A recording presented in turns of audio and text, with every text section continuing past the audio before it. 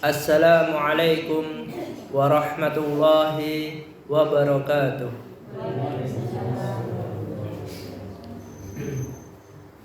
Innal hamdalillah nahmaduhu wa nasta'inuhu wa nastaghfiruh wa na'udzu billahi min sururi anfusina wa sayyiati a'malina.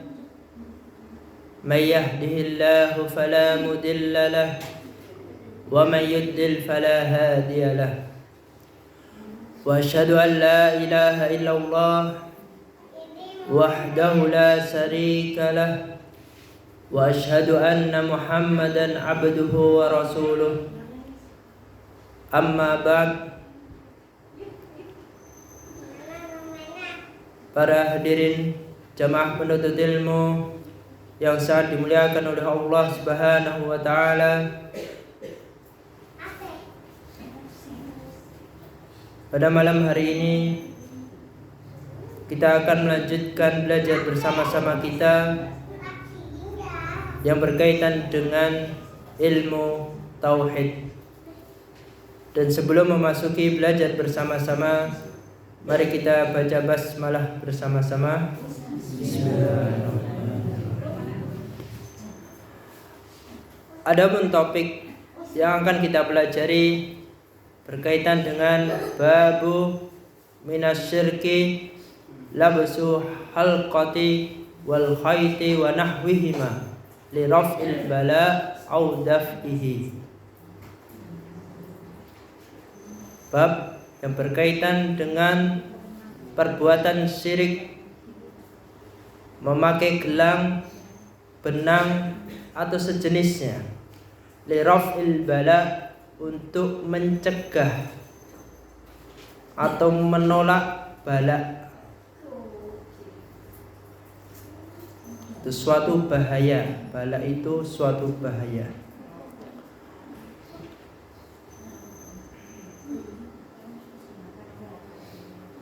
Jadi memakai gelang atau benang atau sejenisnya, sejenis jimat, untuk mencegah atau menolak bahaya itu merupakan perbuatan kesyirikan, asyirku akbar, syirik besar. Sebagaimana yang dijelaskan di dalam firman Allah Subhanahu wa taala di surah Az-Zumar ayat 38, wala in sa'altahum man khalaqas samawati wal arda la yaqulunna Allah.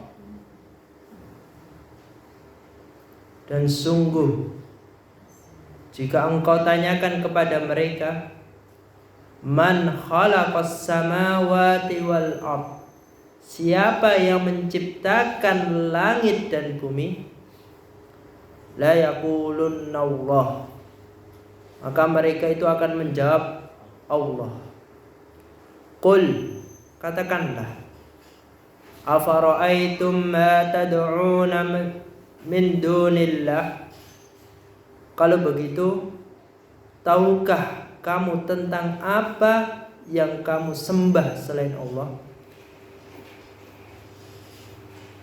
In aradani Allahu bidurrin, jika Allah hendak mendatangkan bencana kepadaku, hal hunna kasifatud durrihi au aradani birahmah,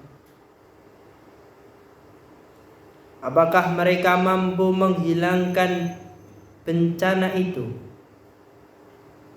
au aradani birahmah, atau jika Allah itu hendak memberi rahmat kepadaku, hal hunna mumsikatu rahmatih, apakah mereka dapat mencegah rahmatnya?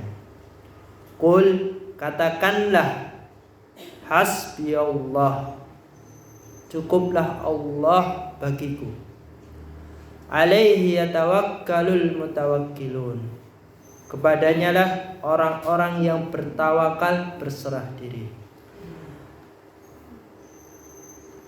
Asarul ijmali, Penjelasan surah Az-Zumar ayat 38 secara umum. Di dalam surah ini Allah Subhanahu wa taala memerintahkan kepada Nabi Muhammad sallallahu alaihi wasallam bi ayyun kira ala haula'il musyrikin, untuk mengancam, untuk memberi peringatan terhadap perbuatan orang-orang musyrik, al-musyrikin, ibadatihim litilkal asnam. Orang-orang musyrik ini mereka menyembah terhadap berhala-berhala al-ajizah, yang tidak mampu menolak suatu bahaya atau menjaga nikmat yang telah diberikan oleh Allah Subhanahu wa taala. Summa ya'muruhu bi ayyawfida amruhu ila Allah. Kemudian Allah Subhanahu wa taala memerintahkan Nabi sallallahu alaihi wasallam untuk menyerahkan segala urusan di muka bumi ini atau di akhirat yang tidak nampak, semuanya kepada Allah.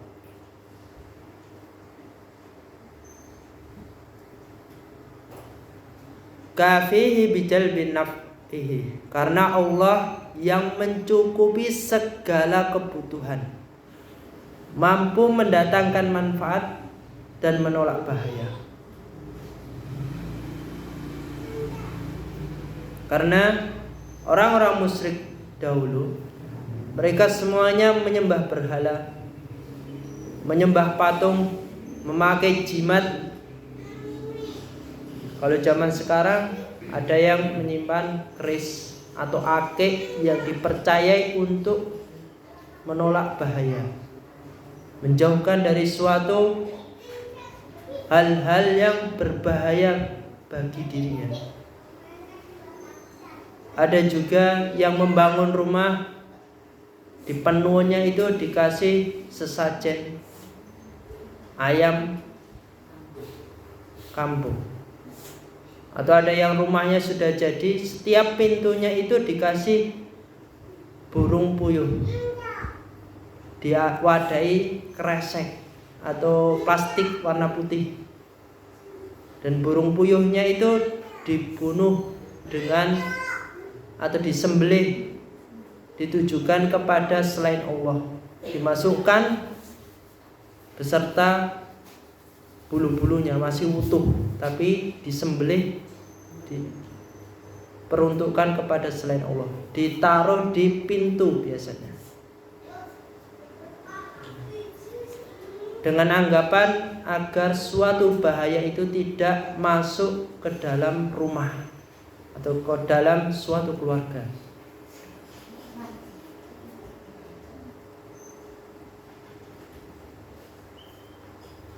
Padahal Allah Subhanahu wa taala memperingati di dalam surah Az-Zumar gambaran orang-orang musyrik dahulu menyembah berhala, memakai jimat.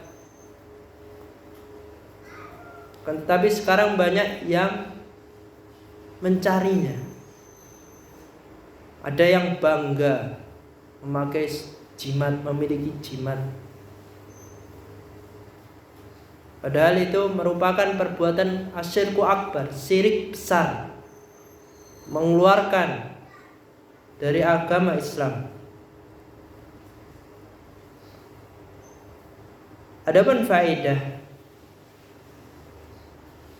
surah Az-Zumar ayat 38, yang pertama, wujubul inkaril munkar, kewajiban mengingkari suatu kemungkaran. Jadi seorang muslim itu harus menolak dan melarang segala perbuatan yang salah.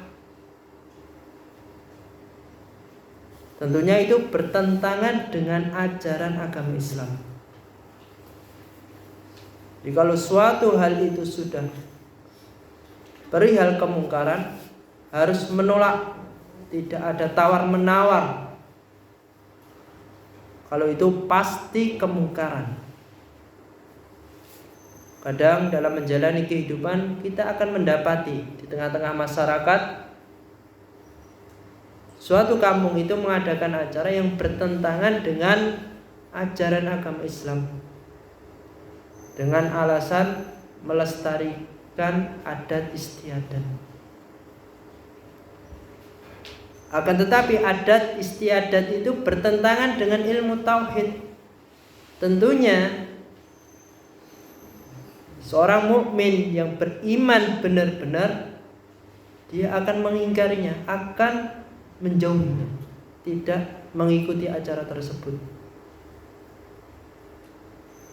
Jangan sampai dengan alasan kalau tidak diadakan adat istiadat dijalankan akan hilang. Ini anggapan yang salah. Jangan mengorbankan kualitas tauhidnya demi adat istiadat. Harus ditinggalkan.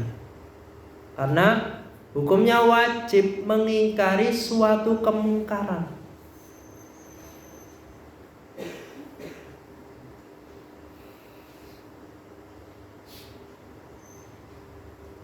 Dan juga yang melakukan kemungkaran itu biasanya lebih banyak daripada orang yang taat. Orang yang taat bisa dihitung jari. Akan tetapi orang yang melakukan suatu kemungkaran itu lebih banyak. Jangan sampai terpengaruh.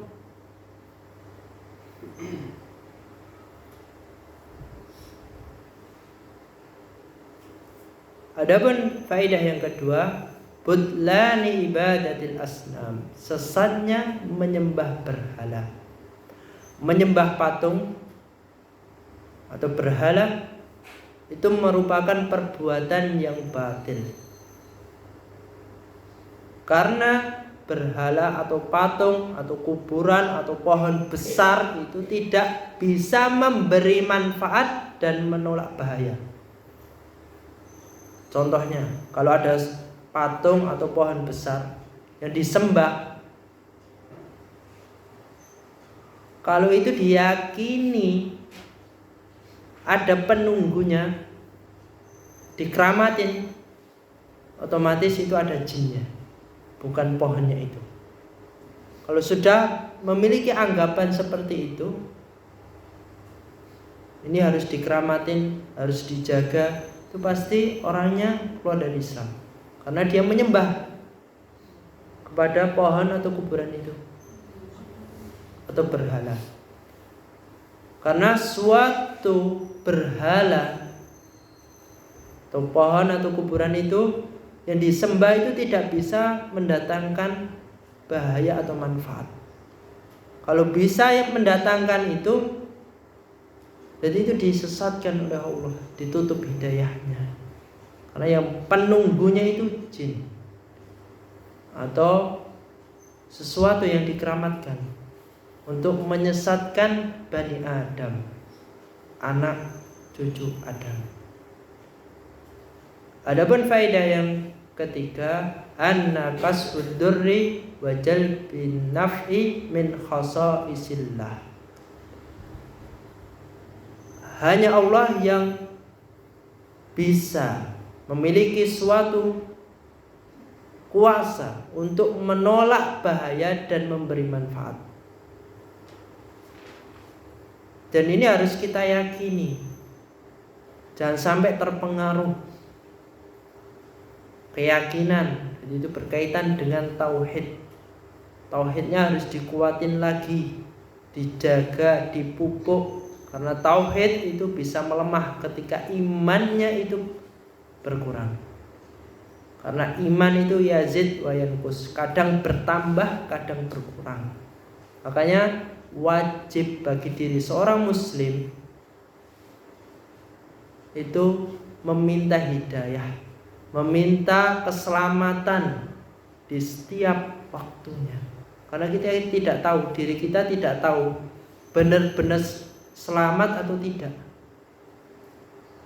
Mungkin anggapan kita sudah selamat, benar di jalan Allah yang benar, tapi belum tentu.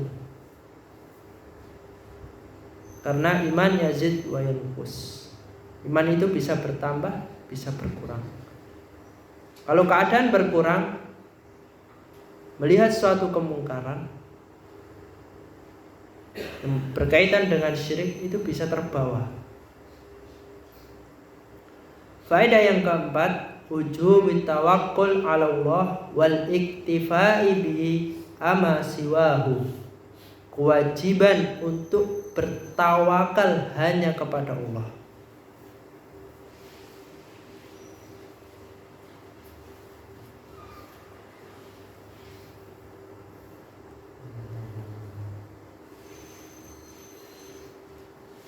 Adapun kaitan surah Az-Zumar dengan ilmu tauhid ini menunjukkan bahwa menolak suatu bahaya daf'ud dar itu merupakan kekuasaan Allah. Oleh karena itu, dalam meminta perlindungan dari sesuatu selain Allah, seperti memakai gelang atau benang yang biasanya dililitin di perut melingkar, atau suatu jimat atau benda-benda sejenisnya seperti keris, kadang dengan keyakinan bahwa benda itu bisa menolak bahaya, itu termasuk perbuatan syirik. Karena hal seperti itu seperti menyamakan makhluk dengan Allah. Menyamakan Allah dengan makhluk. Memakai akik. Akik diperbolehkan, tapi kalau dipakai dengan maksud suatu keyakinan agar dijauhkan dari suatu bahaya, tentunya itu merupakan perbuatan kesyirikan. Contoh lainnya, akik dipercayai, kadang akik itu ada yang bisa untuk menyembuhkan. Dipercaya seperti itu, percaya dengan akiknya, nah, itu otomatis asyirku akbar, syirik besar. Karena itu termasuk ad-daf'ud dar, menolak bahaya. Adapun selanjutnya hadis Nabi sallallahu alaihi wasallam an Imran ibnu Husain radhiyallahu anhu, semoga Allah meridhoinya, anna Nabiy sallallahu alaihi wasallam ra'a rajulan fi yadihi khalqatun minas sufrin. Dari Imran bin Husain, semoga Allah meridhoinya, bahwasannya Nabi sallallahu alaihi wasallam ra'a rajulan, melihat seorang laki-laki, fi yadihi halqatun, yang terdapat di tangannya itu gelang berwarna atau kuningan, gelang yang mengandung kuningan, min sufurin. Faqala, maka beliau bertanya, Nabi bertanya kepada seorang pemuda ini, ma hadhihi, apakah yang kamu pakai ini? Qala min wahinah, penangkal sakit. Jadi seorang laki-laki itu memakai gelang dengan alasan menangkal sakit, biar terhindar dari sakit. Faqala inza'ha, maka Nabi sallallahu alaihi wasallam memerintahkan kepada laki-laki ini, lepas gelang tangan itu. Fa innaha la taziduka illa wahnan, karena gelang itu hanya akan menambah kelemahan pada dirimu. Fa innaka law mata wa hiya 'alaika ma'af lafta abadan.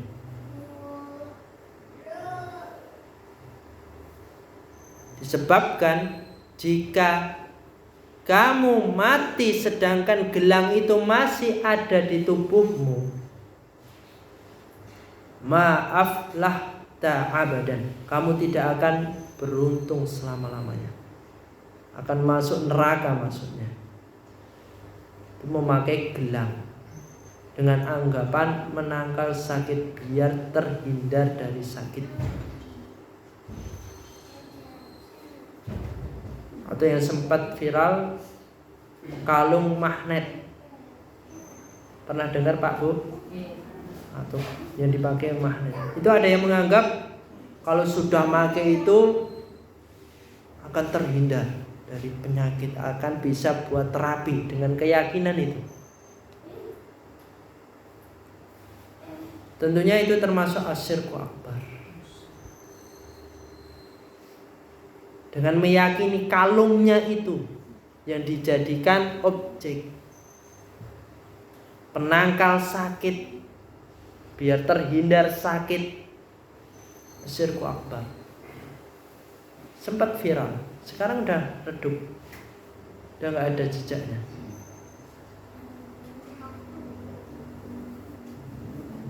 Asarul ijmali,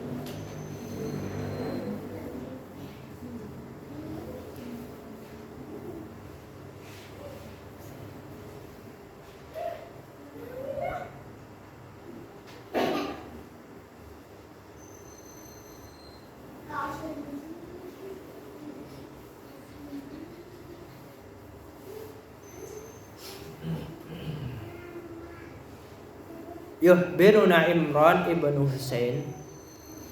Jadi ini penjelasan secara umum hadisnya tadi diperjelas dalam kitab yang kita pelajari, sebagaimana yang terdapat di slide pertama. Ada kitab yang kita pelajari selama ini, yuhbiruna Imran ibnu Husain, Imran bin Husain, semoga Allah meridhoinya, itu menceritakan dalam hadis ini bahwa Nabi itu melihat seorang laki-laki memakai gelang dari kuningan, yang terbuat dari kuningan, di tangannya.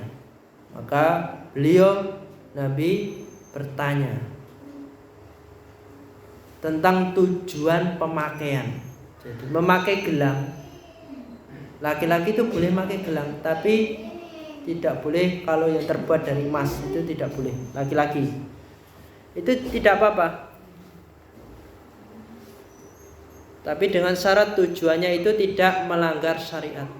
Akan tetapi laki-laki di dalam hadis ini yang dijelaskan di sini dengan tujuan memakainya untuk menolak penyakit al-wahan, itu al-wahinah, itu ada penjelasan secara rinci, sejenis penyakit lemah atau nyeri yang terdapat di dalam tubuhnya, gampang capek. Al-wahinah, tujuan laki-laki itu biar tenaganya cepat pulih. Al-wahinah, penyakit atau badan-badannya sering nyeri-nyeri. Nah, laki-laki ini tujuan memakainya itu al-wahinah, pemakaian itu. Wa akhbarahu annahu yuridu bihadaf al-wahinah. Fa'amarahun Nabi, maka Nabi SAW menyuruh seorang laki-laki, karena sudah tahu tujuannya itu agar terhindar dari penyakit wahinah, sejenis penyakit lemah atau nyeri tadi,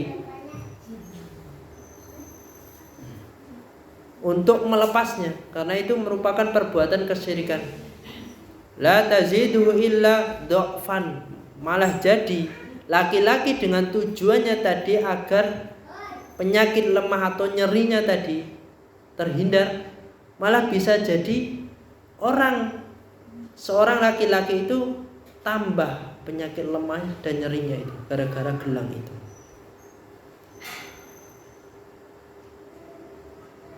Jika kalau seorang laki-laki itu tidak bersegera untuk tobat, yang menganggap gelang yang dipakainya itu melepas dan tobat, maka dia tidak akan mendapatkan kebahagiaan di akhirat nanti, auto neraka. Karena itu merupakan perbuatan asyirku akbar, menyamakan Allah dengan gelang tadi yang terbuat dari kuningan.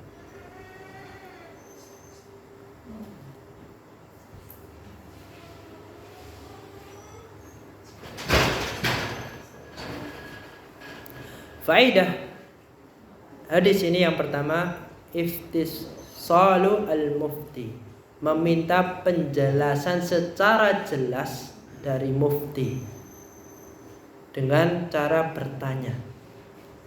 Atau kaidah yang terbaliknya, ada seorang guru itu menggunakan kaidah tanya jawab dalam belajar agar paham peserta didiknya.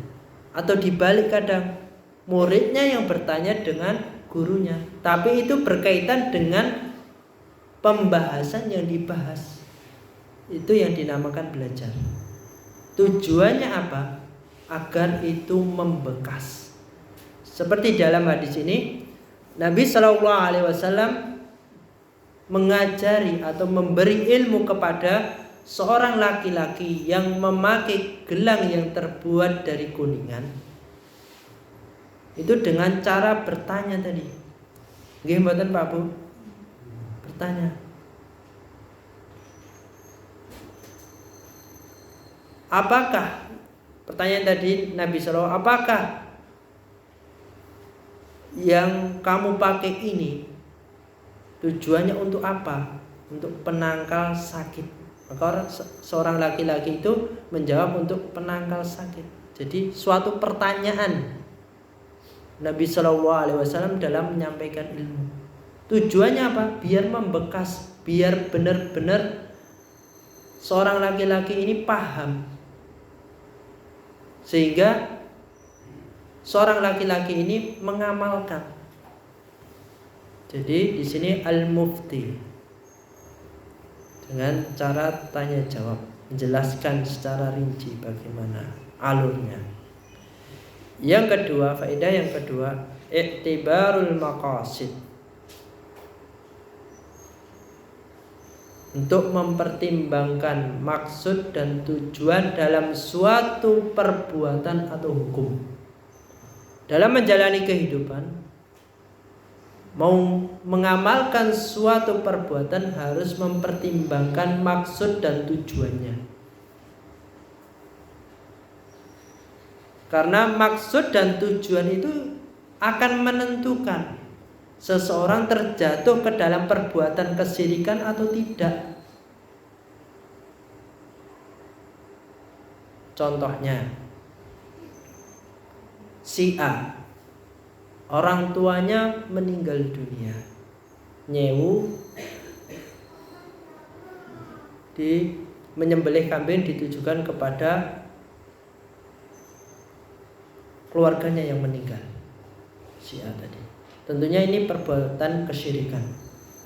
Akan tetapi juga bisa dalam nyewu itu, dalam hari yang ditentukan, dia tetap menyembelih kambing tadi, tapi menyembelihnya dengan tujuan untuk makan-makan, bukan ditujukan kepada orang yang meninggal, untuk menghindari fitnah atau bahaya kepada keluarganya gara-gara baru hijrah. Dibolehkan tidak? Diperbolehkan Bu, kan di hari yang sama, tapi tujuan niatnya tadi atau maksud dan tujuannya itu bukan disembelih untuk orang yang meninggal, tapi waktu menyembelih tujuannya hanya untuk makan-makan. Nah, kan tujuan maksudnya berbeda. Kalau tujuan dan maksudnya ditujukan kepada orang yang meninggal biar buat tunggangan, nah, itu tidak diperbolehkan. Karena tujuannya untuk selain Allah. Kalau tujuannya hanya untuk makan-makan, tidak bermaksud untuk meratapi si mayit yang sudah meninggal tadi, itu tidak apa-apa. Tapi maksud dan tujuannya jelas. Kadang orang yang baru mengenal sunnah itu bingung di sini, atau masih takut kalau nggak menyembelih nanti bahayanya lebih besar. Nah, itu cara mengatasinya seperti itu. Maksud dan tujuannya jangan sampai salah, harus dipikirkan benar-benar. Contoh lainnya, sekarang baru marak hadroh. Gimana Pak Bu di sini? Nah, ini yang sering ibu-ibu banyak sampai pakai apa? Sport kelinci. Nah, terus terang aja, nggak apa-apa. Jangan sampai terbawa arus. Itu kan perbuatan yang melanggar syariat. Nggak pernah dicontohkan Nabi. Ingat kaidah yang sudah kita pelajari di hadis arba'in. Man amila amalan laisa alaihi amruna fahuwa rad.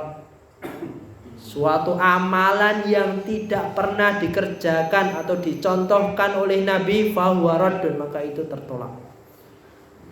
Jangan sampai terbawa arus. Yang ikut sholawat itu banyak banget. Yang tadi, suatu kemusyrikan, suatu kebid'ahan itu pengikutnya lebih banyak daripada orang yang taat. Jadi sudah kita pelajari. Jadi harus benar-benar dalam menjalani hidup mempertimbangkan maksud dan tujuan yang akan dikerjakan. Jangan sampai mengorbankan status agama Islam yang sejati pada diri kita masing-masing. Jangan cuma KTP tok. Sekarang banyak yang Islam cuma KTP-nya saja.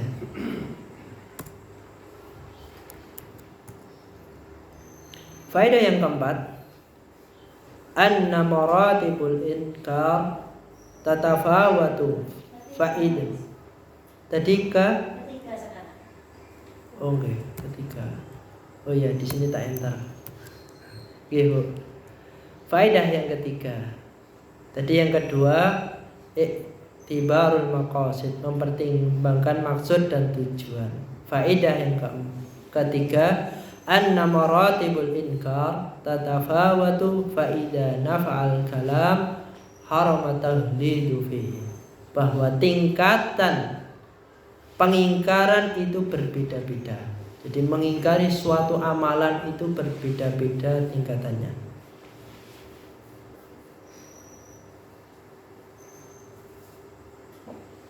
Mengingkari suatu perbuatan yang salah itu tingkatannya berbeda-beda. Faida nafa'al kalam harrama tahlidu fi. Jika teguran dengan kata-kata lembut sudah cukup, maka mengeraskan ucapan dalam menegur itu dilarang dalam agama Islam. Di suatu perbuatan kemungkaran, kalau ditegur dengan lemah lembut itu sudah cukup, tidak boleh menegur dengan cara keras. Kalau masih ngeyel, boleh menegur secara keras. Tapi kok masih ngeyel, ya ditinggalin. Itu urusan pribadi-pribadi. Hisabnya nanti sendiri-sendiri. Faedah yang keempat, bayanul jahlil musyrikin qabla al-Islam. Ini hadis ini menjelaskan kebodohan kaum musyrikin yang menyembah kepada berhala atau menganggap jimat untuk menolak suatu bahaya qabla al-Islam, sebelum Islam. Jadi menjelaskan kebodohan kaum musyrikin yang menganggap jimat itu bisa menolak suatu bahaya sebelum datangnya ajaran agama Islam. Faedah yang kelima, tahrimut tadwi bil harami. Haramnya berobat dengan suatu yang haram. Jadi kalau status obatnya itu haram, kita tidak boleh menggunakan barang itu untuk pengobatan diri kita. Jadi itu diharamkan. Faedah yang terakhir yang keenam,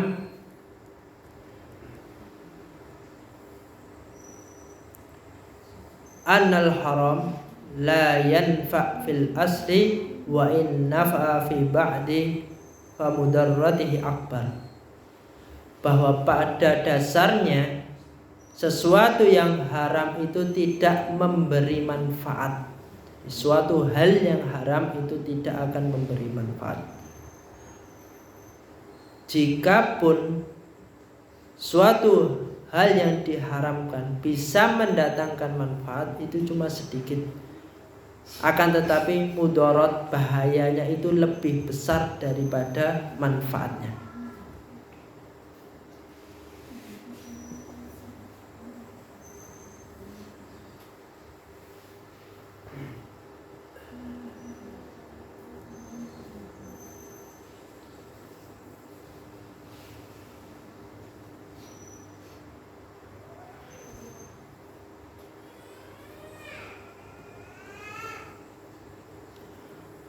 Adapun hadis selanjutnya, walahu an Uqbah ibni Amir radhiyallahu anhu marfu'an. Dan diriwayatkan Imam Ahmad dari Uqbah bin Amir, semoga Allah meridhoinya, marfu'an. Hadis ini marfu' langsung kepada Nabi sallallahu alaihi wasallam. Man ta'allaqa tamimatan, barang siapa yang menggantungkan tamimah. Tamimah itu jimat. Barang siapa yang menggantungkan tamimatan, tamimah itu jimat. Fala atammallahu lahu, maka Allah tidak akan sempurnakan untuknya urusannya. Jadi barang siapa yang menggantungkan dirinya kepada jimat untuk terhindar dari suatu bahaya, maka urusannya itu tidak akan disempurnakan, permintaannya tidak akan dikabulkan oleh Allah. Fala atammallahu lahu. Wa man ta'allaqa wadda'atan, dan barang siapa yang menggantungkan wadda'ah. Apa itu wadda'ah? Benda untuk menolak suatu bahaya, seperti at-tamimah.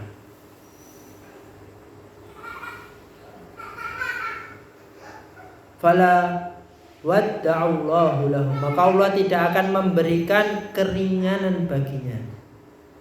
Wa fi riwayatin man ta'allaqa tamimatan, barang siapa yang menggantungkan tamimah. Tamimah tadi nama Pak Bu? Jimat. Faqad asroka, maka dia telah melakukan perbuatan kesyirikan.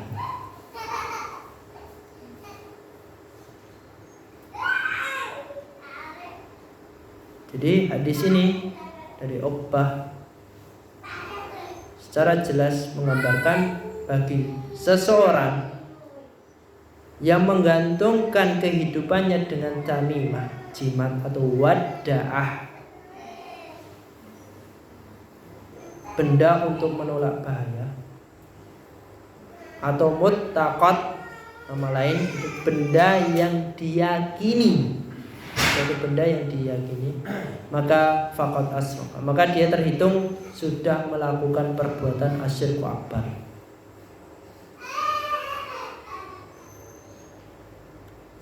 Keluar dari ajaran agama Islam.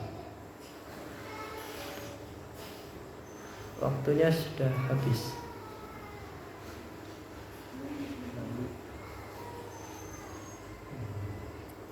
Adapun kaitan hadis yang terakhir ini dengan ilmu tauhid, haitsu dallal hadis, hadis ini menunjukkan bahwa menggantungkan sesuatu yang berkaitan dengan kehidupan di dunia ini atau perihal yang lainnya dengan tamimah, jimat, dengan keyakinan bahwa benda tersebut dapat mendatangkan manfaat atau menolak suatu bahaya, maka itu perbuatan kesyirikan.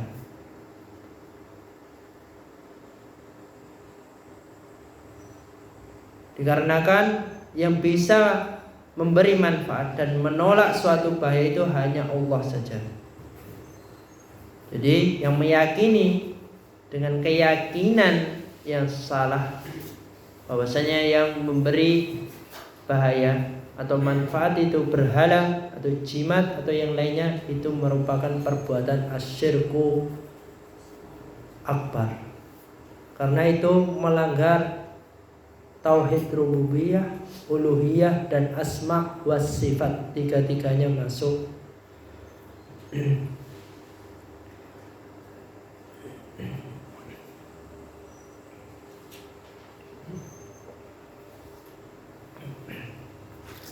Mungkin kita cukupkan sekian, kita lanjutkan pekan depan.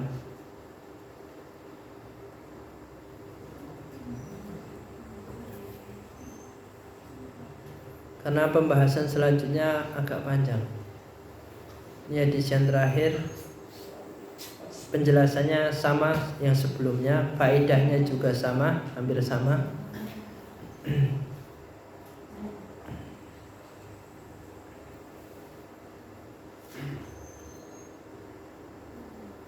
Sebelum ditutup Pak Bu,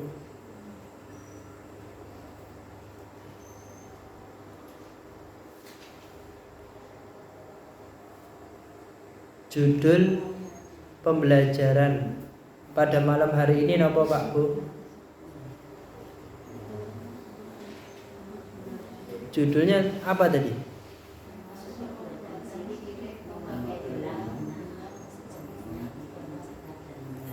Perbuatan syirik memakai gelang, benang, atau sejenisnya untuk mencegah atau menolak bala bahaya.